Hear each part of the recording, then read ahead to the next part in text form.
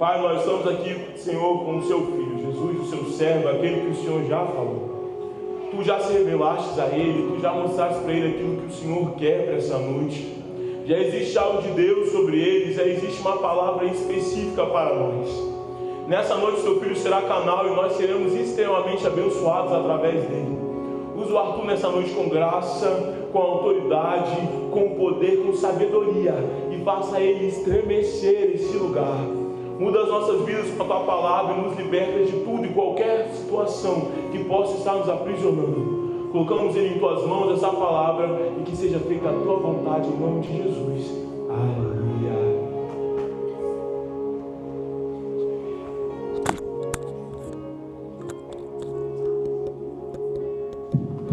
Amém. Todo mundo bom aí? Bom e bonito? Alguns estão só bons, né? Queria saudar todo mundo com a paz do Senhor. Hoje eu recebi essa missão de trazer a palavra. Se eu estiver tremendo aqui, eu não estou passando mal, é só nervosismo mesmo. Mas eu queria fazer uma pergunta para vocês. Quem aqui tem sonho? Sonho? Seu sonho pode ser casar, seu sonho pode ser rico. Todo mundo quer ser rico, né? Só que para cada sonho a gente tem uma coisa que a gente precisa alcançar para alcançar esse sonho. Para ser rico você tem que ter o quê? Você tem que fazer o quê? Você tem que trabalhar.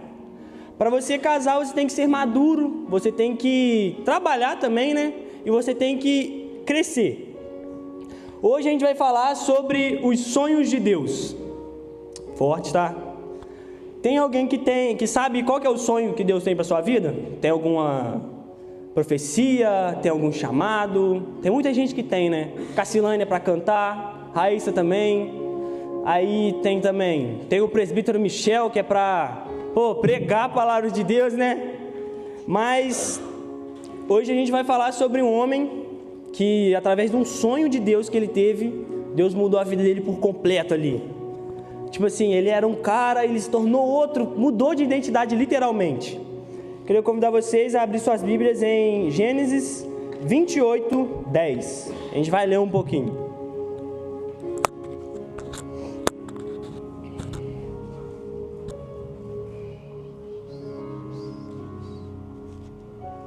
Posso?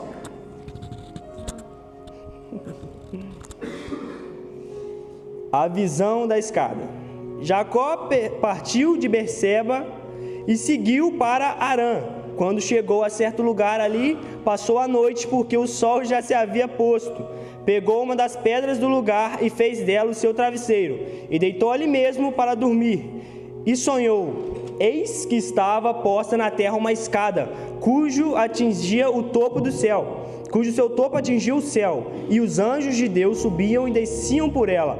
E eis que o Senhor estava perto dele e lhe disse: eu sou o Senhor, Deus de Abraão, seu pai, e Deus de Isaque. A terra que agora você está deitado, eu a darei a você e à sua descendência. A sua descendência será como o pó da terra. Você se estenderá para o oeste, para o leste, para o norte e para o sul. E você e sua descendência serão benditas todas as famílias da terra. Eis que eu estou com você e o guardarei por onde quer que você for. Farei com que você volte para essa terra, porque não abandonarei até que eu cumpra aquilo que lhe prometi. Quando Jacó despertou do sono, disse: na verdade, o Senhor está neste lugar e eu não sabia. E temendo disse: quão temível é este lugar! É a casa de Deus, a porta dos céus. Nessa passagem aqui, Jacó vinha fugia de seu irmão. Para quem não conhece Jacó é filho de Isaque. Isaque é o filho da promessa, filho de Abraão. E quando Isaque fica velho, Abraão manda um dos seus servos ir atrás de uma esposa para ele. Eles se casam e eles têm 2 filhos, gêmeos, Jacó e Esaú. Esaú é o primogênito por ter nascido primeiro, e Jacó veio logo atrás dele, agarrando o seu calcanhar. É o que dá o nome dele, Jacó, aquele que agarra o seu calcanhar, e suplantador. Só que Jacó sempre teve o anseio de ser o filho primogênito. Ele sempre quis estar no lugar do seu irmão. E teve uma época que Rebeca, a mãe de Jacó, coloca uma ideia um pouco ruim na cabeça de Jacó. E fala para ele que o pai dele, ele estava perto da sua morte, Isaac já não enxergava bem. Isaac já não tinha visão.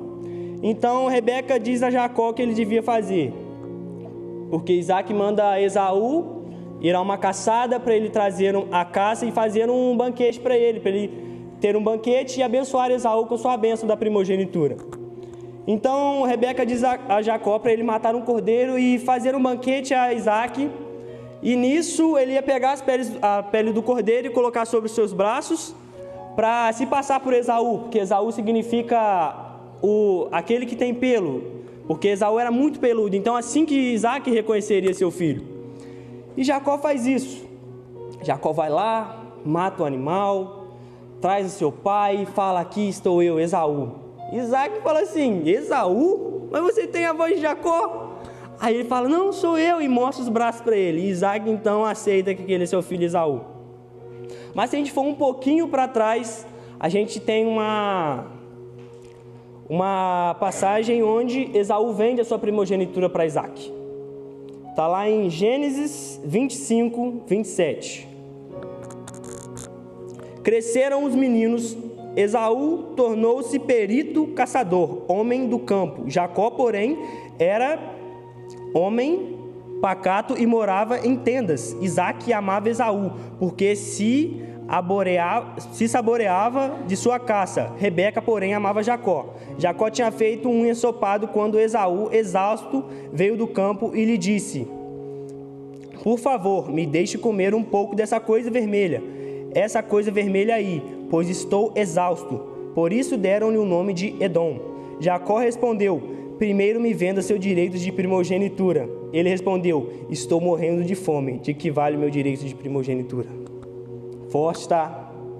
Forte porque Esaú não deu valor à sua responsabilidade de ser o filho primogênito. Anota aí que o primeiro indício de maturidade é a responsabilidade. E a gente vai vendo então, Jacó Gente, tira essa blusa aqui que eu tô suando já. Jacó engana seu pai, e ele também nos mostra que ele não tinha um princípio de maturidade, que é honra. Porque aquele que é maduro sabe honrar. Em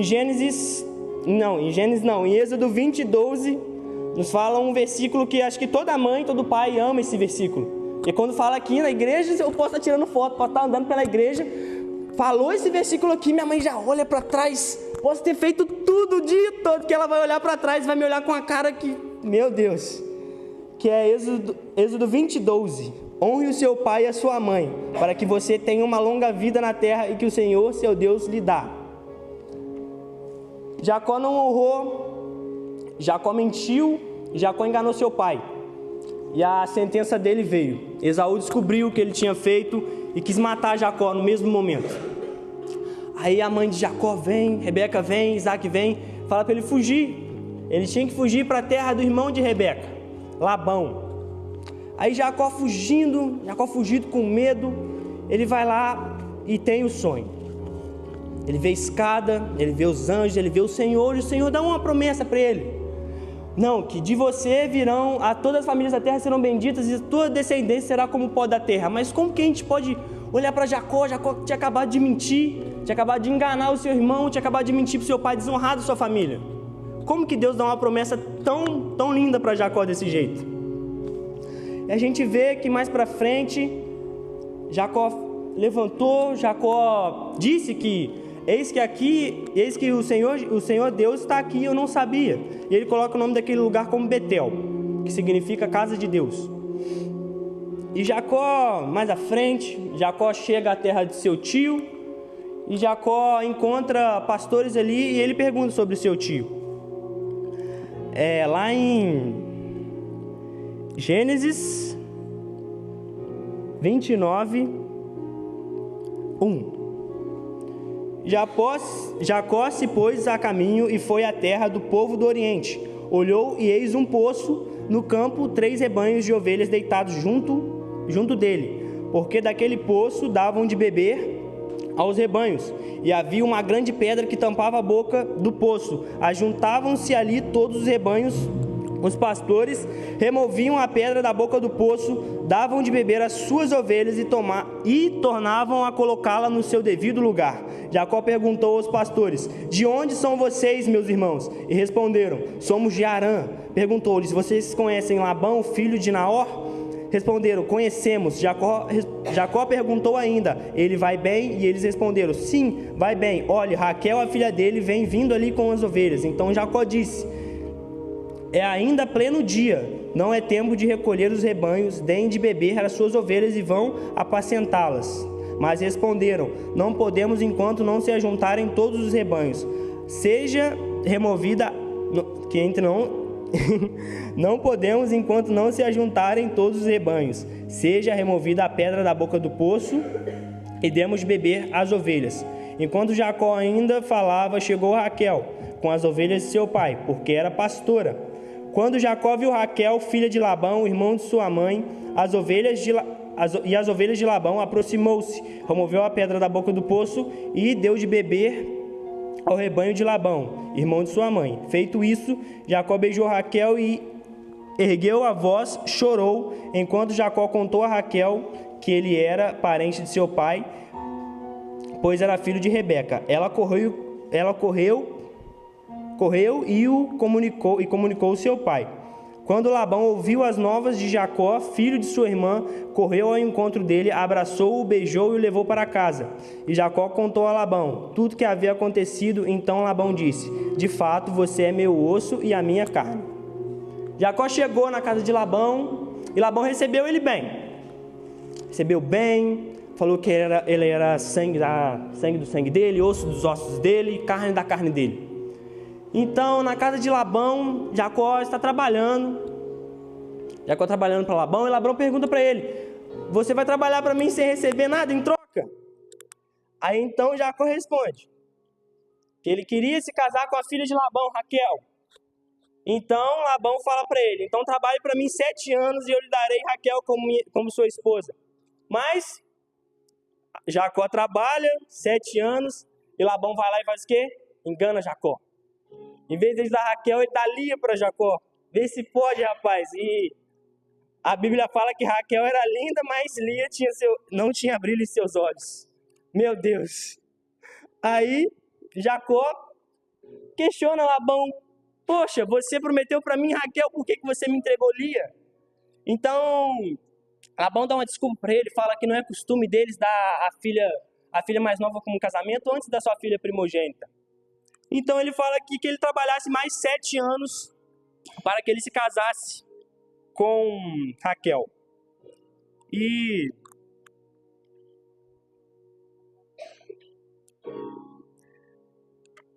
Jacó então responde a Labão que ele faria isso.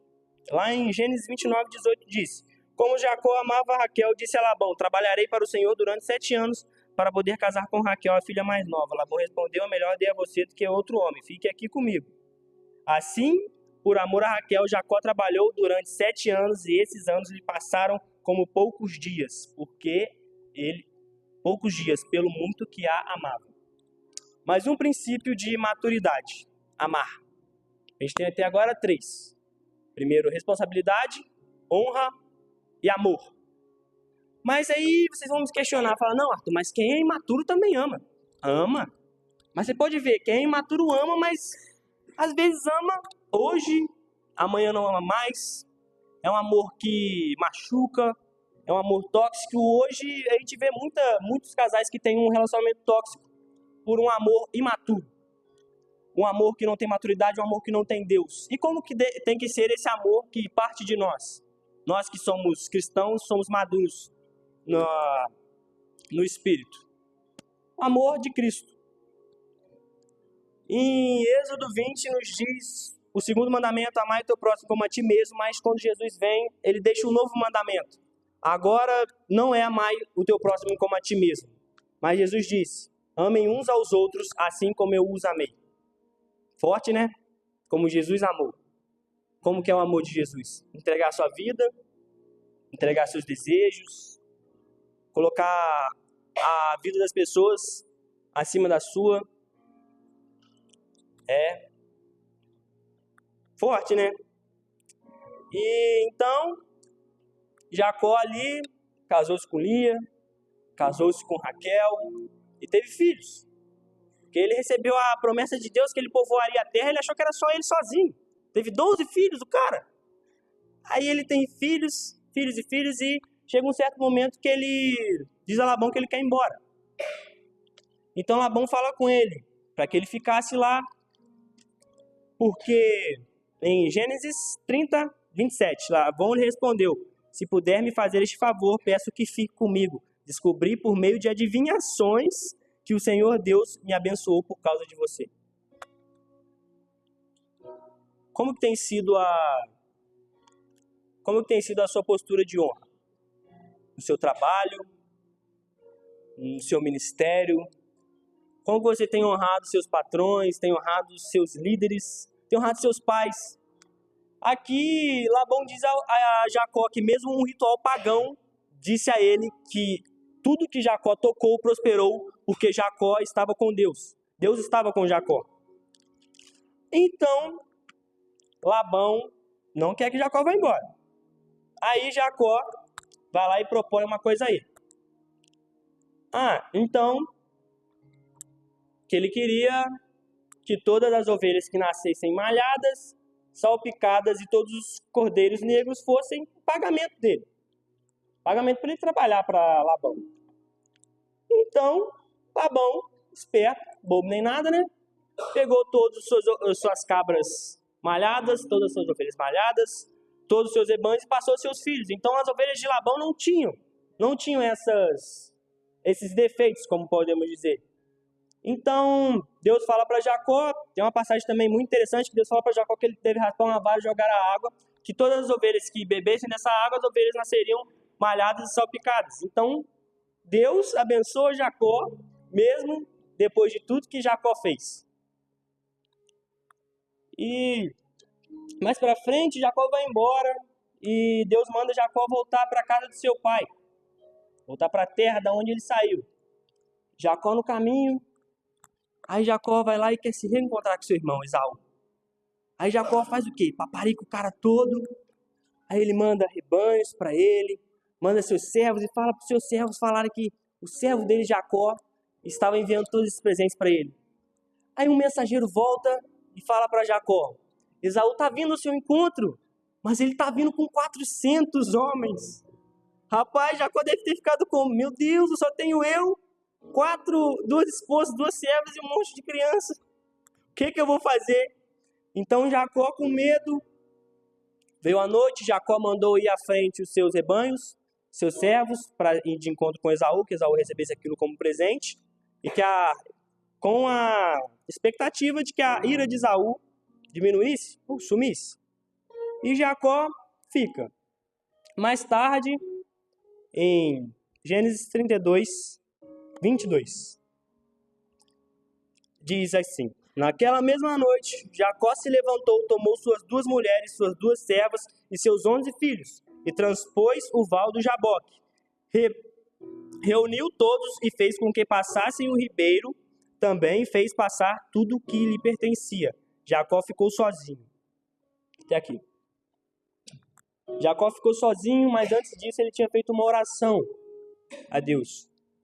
Em Gênesis 32, 9, pouco antes. Jacó orou: Deus de meu pai Abraão e Deus de meu pai Isaque, ó Senhor, que me disseste, volte para a sua terra e para a sua parentela, eu farei bem a você. Sou indigno de todas as misericórdias e de toda a fidelidade que tens usado para com o teu servo, pois com apenas o meu cajado atravessei esse Jordão. Já agora sou 2 grupos. Livra-me das mãos do meu irmão Esaú, porque temo que das mãos do meu irmão Esaú, porque temo que ele venha e ataque a mim e as mães com os filhos. Pois tu dissestes, certamente serei bondoso com você e lhe darei uma descendência como a areia do mar, que de tão numerosa não se poderá contar. Jacó sente medo, o medo entra no coração de Jacó. Jacó questiona Deus, o mesmo Deus que fez ele prosperar na casa de Labão, O mesmo Deus que deu o sonho para ele, o medo faz Jacó esquecer o Deus que estava lá. Mas ele ora, ele sabe que a misericórdia de Deus poderia chegar até ele mais uma vez. E depois, voltando aqui, Jacó ficou sozinho. Então, Jacó ficou sozinho e um homem lutava com ele até o romper do dia. Vendo este que não podia com Jacó, tocou-lhe a articulação da coxa, de modo que a junta da coxa de Jacó se deslocou na luta com o homem. Então o homem disse: deixe-me ir, pois já rompeu o dia. Jacó respondeu: não o deixarei ir se você não me abençoar. Então o homem perguntou: como você se chama? Ele respondeu: Jacó. Então disse: seu nome não será mais Jacó, e sim Israel, pois você lutou com Deus e com homens e prevaleceu. Forte, tá? Forte porque algumas bíblias dizem que Jacó lutou com varão, aí tem louvores que falam que Jacó lutou com anjo, mas o nome dele foi trocado para Israel, pode ser traduzido como príncipe de Deus, como o homem que lutou com Deus, com os homens e prevaleceu, ou simplesmente filho de Deus. Olhando para trás, a gente vê Jacó traiu seu irmão, desonrou seu pai, mentiu, foi enganado, mas os princípios que Jacó aprendeu em toda a sua trajetória fez ele fazer o quê? Amadurecer. E Jacó, depois de certo ponto, Jacó muda até de identidade, não mais Jacó, mas agora Israel. E daí, depois dessa noite, lutou com um anjo, Jacó vai de encontro com seu irmão. Aí vem Jacó, mancando, e vem Esaú com 400 homens. Pelo amor de Deus, Jacó com seu coração apreensivo, mas sabia que Deus estava com ele. Então Esaú vem, corre de lá de onde ele estava, agarra Jacó, o abraça e o beija. Esaú não tinha mais ira de Jacó, não tinha mais raiva, não queria mais matá-lo. Deus já tinha livrado Jacó das mãos de seu irmão, mas Deus queria que Jacó amadurecesse com o processo. Queria que na angústia e no medo ele descobrisse que não seria nada além de Deus para mudá-lo. E também a Bíblia não relata se Jacó foi curado da ferida que o varão fez nele. Então, a passagem de Jacó até Israel, trouxe para ele uma marca que ele carregaria para a vida toda, que ia dizer para ele de onde que ele saiu, quem ele foi e quem ele se tornou. E mais para frente, em Gênesis 35, Deus disse a Jacó: levante-se, vá para Betel e habite ali. Faça ali um altar ao Deus que lhe apareceu quando você fugia de seu irmão Esaú. Então Jacó disse à sua família e a todos os que estavam com ele: joguem fora deuses estranhos que há no meio de vocês, purifiquem-se, troquem de roupa, vamos nos preparar para ir para Betel. Farei ali um altar a Deus que me respondeu no dia da minha angústia e me acompanhou no caminho por onde andei. O sonho que Deus deu a Jacó se cumprindo, onde Deus falou que daria a terra para ele como herança. Mas passou anos, Jacó teve experiências, mas por que Deus deu um sonho tão repentino a Jacó com tanto tempo de espera para realizar esse sonho? Porque muitas das vezes Deus vai nos dar sonhos, vai nos dar profecias, mas a gente precisa amadurecer com o processo para viver aquilo. A gente precisa amadurecer. Eita.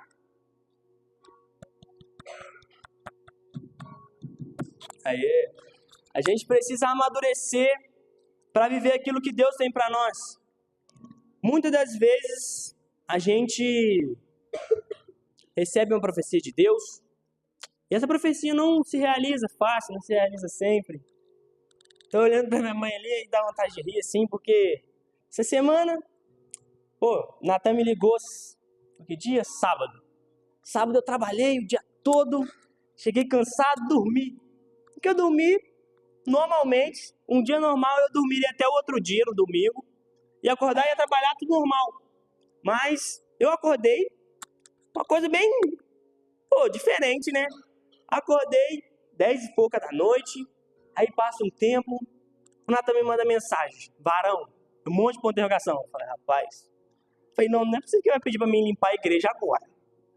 Aí, eu falei, oi. E tipo assim, quando o Natan te manda mensagem assim, ele pergunta, posso te ligar? Só que dessa vez não me perguntou, posso te ligar? Ele falou, vou te ligar. E não deixou nem eu responder, já me ligou. Aí eu com a voz falei, oi, Natan. Aí ele, nossa, você tava dormindo? Eu falei, não, cara. Ah, não, mas eu te acordei? Falei, não. Aí ele falou, então tá bom. Aí ele falou que orou e que Deus deu a ele que eu que ia trazer a palavra de hoje. E Natan me disse o tema da palavra, que era sonhos de Deus. E eu falei, amém. Só que há um tempo atrás Deus tinha colocado no meu coração uma palavra que eu até mandei pro Natan. Eu falei, Natan, quando precisar de pregar, eu vou pregar. Porque Deus quer falar disso com o seu povo. Deus quer falar isso e aquilo. Então Deus deu a palavra, sonhos de Deus. Aí nesse dia quase que eu não dormi, tinha que acordar 4 horas da manhã para trabalhar. Fui dormir, era 3 e pouca da manhã, dormi 20 minutos, foi muito. Porque eu passei a noite escrevendo um esboço, eu estava pesquisando, lendo, procurando, o que eu posso falar sobre os sonhos de Deus. Aí então eu falei, vou escrever sobre Jacó, porque Natan me deu a alternativa de escrever sobre Jacó. Aí eu comecei a escrevi, só tinha parte histórica, aí eu fiquei a semana toda, falei, Deus, é isso mesmo, falta alguma coisa. Eu, se eu não me engano, na segunda ou na terça-feira, eu estava indo para a autoescola, de ônibus de manhã, e eu estava lendo o esboço e escutando um louvor do Alessandro Vilas Boas, muito bom inclusive. Aí eu estou escutando, ao lembrarmos. Aí chega, eu li o início e gravei que Jacó tinha feito, e depois li o final, que Jacó tinha vivido o sonho de Deus. Eu fiquei pensando, falei, Jacó viveu o sonho? Jacó teve uma promessa onde ele não estava apto a viver aquele sonho, por que ele viveu só depois? Por que depois ele estava apto? Aí Deus me disse, por causa da maturidade, Deus fez com que Jacó amadurecesse antes de ver aquele sonho, porque é preciso amadurecer, porque Deus não derrama azeite em botijos velhos, Deus não derrama vinho novo em odres velhos.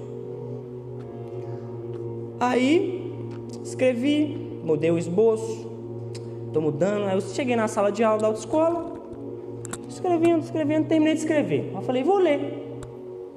Que eu li a passagem inteira. Aí Deus quando quer pegar, Ele pega a gente na curva ali, né?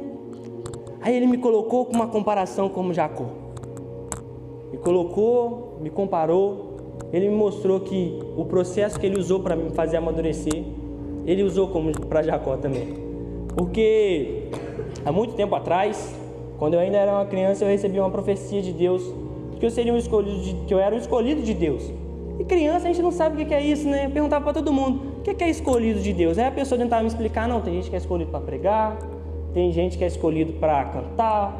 Aí eu ficava assim, Deus me escolheu para quê? E ficava isso na minha cabeça, só que eu fui crescendo, eu me afastei. Eu vinha na igreja, entrava, saía, e nada acontecia no meu interior. Até que eu voltei, e o sonho de Deus se testificou na minha vida. E hoje eu estou aqui. Corri, fugi muito, mas estou aqui hoje. Mas aí, nesse momento, quando Deus me colocou como comparação a Jacó, eu mandei mensagem para minha mãe e falei, mãe, Deus falou comigo, eu sei que foi Ele que falou comigo. Aí eu falei, não, que eu estou chorando aqui, só que eu estou com uma vergonha, que eu estava com uma blusa de frio, eu coloquei até o ar, toca no rosto assim, falei, nossa. Falei, Deus, agora não, depois que eu for embora a gente conversa. Só que quando Deus quer falar, Ele fala, Ele age, não tem tempo para Ele. E o que Ele colocou no meu coração também sobre a nossa geração é, o maior sonho que Ele tem para a nossa geração é o grande avivamento. O avivamento que vai anteceder a vinda de Cristo. E eu tenho certeza que nós somos a geração do avivamento e provavelmente a geração que vai se levantar o anticristo.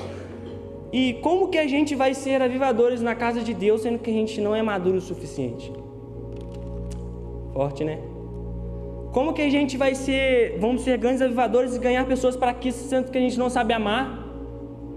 a gente não tem responsabilidade com aquilo que Deus nos deu, a gente não honra quem deve honrar e a gente não teme a Deus. O que seria tudo isso? O que seria honrar? Honrar é obedecer, respeitar até mesmo quando não for a sua vontade. Então, tipo assim, gente, não é você honrar meu pai e minha mãe, tá bom, só isso. Não. Você deve honrar toda a autoridade que tem acima de você. Seu patrão, seu líder, seu pastor. Mesmo que, tipo assim, seu patrão não é cristão, mas assim como Labão disse a Jacó, seja cheio do Espírito Santo a ponto de que ele perceba que as coisas que você coloca a mão prosperam porque você tem Cristo no seu coração.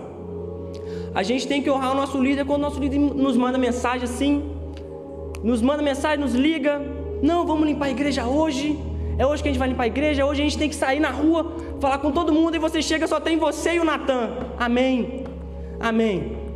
A gente tem que aprender a ter responsabilidade. Para quem não sabe, tem um herói da ficção que eu gosto muito, Homem-Aranha, e tem uma frase da história dele que é: com grandes poderes vem grandes responsabilidades. E em Atos 1:8 diz: mas vocês receberão poder ao descer sobre vocês o Espírito Santo, e serão minhas testemunhas, tanto em Jerusalém, como em toda a Judéia, Samaria e até os confins da terra. O versículo que diz qual que seria o nosso poder, qual que é a nossa responsabilidade. O poder que Deus nos dá é o Espírito Santo. Quando ele foi ao céu, ele disse que deixaria o Consolador, então ele deixa o Espírito Santo, e ele nos dá a missão de ser testemunhas dele em Jerusalém, em toda a Judéia, Samaria e até os confins da terra. Hoje em dia, o que a gente mais escuta dos jovens que querem ser missionários? Não, que Deus vai me levar no campo de missões lá na Europa. Eu vou falar inglês na Inglaterra, vou pregar, vou fazer de tudo, porque Deus me deu a profecia que eu vou até os confins da terra, em Atos 1:8. Só que se a gente vê, antes de até os confins da terra, Deus diz o quê? Vocês serão minhas testemunhas em toda Jerusalém, Judéia, Samaria e depois os confins da terra. E o que seria Jerusalém, a Judéia e Samaria? Jesus está falando para os seus discípulos, que naquela época eram judeus, em Jerusalém. Ele diz que eles seriam as testemunhas deles em Jerusalém, e trazendo isso para os tempos de hoje, o que seria Jerusalém para nós? Seria a nossa casa, seriam nossos amigos, aqueles que estão conosco todo dia. Então, como que a gente quer ir para os confins da terra, sendo que as pessoas que estão ao nosso redor, a gente não tem coragem de falar de Jesus para elas? Forte, né? E Samaria, rapaz, os judeus e os samaritanos naquela época, o pessoal era tipo assim, tinha andando um judeu aqui, um samaritano, tinha que ter outro para separar, senão eles caíam na mão. Isso até porque a mulher do poço se espanta de Jesus estar falando com ela, porque ele era judeu e ela era samaritana, eles não se falavam. Então Deus quer que você ganhe até aqueles com quem você não tem afinidade, com quem você tem mágoa, com quem você olha e você fala assim: não, eu não quero, não posso, não é do meu coração ganhar aquela pessoa para Jesus. Mas só que a gente tem que entender que não é o nosso coração que manda, é a vontade de Deus. O próximo ponto de maturidade, como eu disse, é o amor. Amar como Deus ama. Eita, passei do horário, mas me entregaram aqui, já estava quase 9 horas. Então vocês vão escutar um pouquinho. O amor de Deus. Uma representação do amor de Deus que eu acho muito top assim, é que ele usa com Oséias. Ele pega o profeta Oséias e dá uma missão para o profeta Oséias: ele ir lá se casar com uma prostituta. Forte, né? E não é só se casar. Você tem que amar, cuidar, formar uma família com ela. Então Oséias obedece a Deus e faz isso. Mais tarde Oséias volta e fala: Deus, a mulher que você me deste voltou para a prostituição, o que eu faço agora? E Deus fala: volta, ama, perdoa, cuida e traz de volta, porque é assim que eu faço com meus filhos de Israel. O amor de Deus é o amor que cuida, um amor que não julga, um amor que transforma, um amor que está com a gente até quando a gente acha que está sozinho. E o próximo é o temor. Quando Jacó levantou, ele disse, deixa eu achar aqui, ele disse, quando Jacó despertou do sono, disse, na verdade, o Senhor está neste lugar e eu não sabia. E temendo, disse, quão temível é este lugar, é a casa de Deus, a porta dos céus. Temer é um profundo respeito e reverência e querer agradá-lo e viver conforme seus ensinamentos. Você tem temido a Deus? A gente tem temido a Deus do jeito certo? A gente tem agradado a Deus seguindo os ensinamentos dele? A gente tem feito de tudo para seguir a Deus acima de nossas vontades? Ou quando Deus manda você fazer alguma coisa que não é na sua zona de conforto, você questiona, você não faz, você regride? Está na hora de crescer. Deus colocou no meu coração há um tempo atrás, era sobre maturidade, e agora Ele trouxe sobre os sonhos de Deus, e Ele me disse que os sonhos que Ele tem para nossas vidas a gente vai viver, mas primeiro a gente tem que amadurecer e crescer. Paulo disse na segunda carta a Timóteo, quando eu era menino, falava como menino, me portava como menino, mas agora sou homem e larguei as coisas de menino. Está na hora de largar as coisas de criança. Nós somos jovens, adolescentes, somos novos ao olhar de outras pessoas, mas a gente tem que entender que a gente está entrando na fase adulta agora. Alguns têm 14 anos ainda, mas outros têm 19, Cassilões tem 22. Aí a gente olha, a gente tem que crescer, não é tempo mais de ficar, não, eu não vou na igreja hoje mais, porque o irmão passou por mim na rua e não me deu paz do Senhor, então não vou mais, não quero. Não, Deus está comigo em todo lugar. A gente tem que parar de mimimi, entender que a palavra de Deus tem que ser maior do que nossas vontades, tem que ser maior do que tudo aquilo que a gente acha. Tem muita gente que hoje em dia que prega em muitos lugares, que falam sobre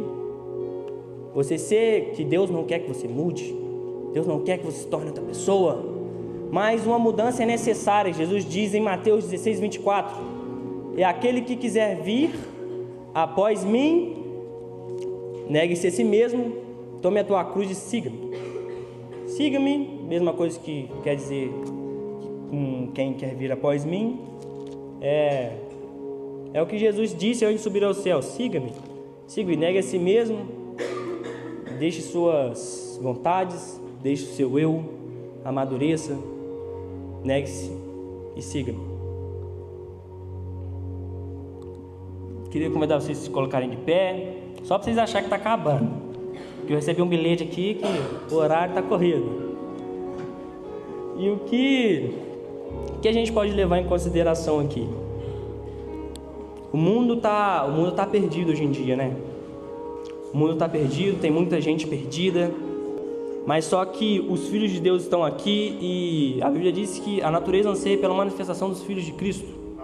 Como que você vai se manifestar sendo que você não tem maturidade, você não é maduro o suficiente para fazer aquilo que Deus mandou? Como que você vai sair pela rua, pregar, dizer sobre Jesus, sendo que Ele não ganhou você por completo, porque você é imaturo na fé ainda? Você ainda acha que os seus princípios, os seus valores, as suas vontades são maiores do que o que Deus tem para essa geração? O Ministério de Louvor pode vir aqui tocando um pouquinho, né? E a gente tem que parar com isso.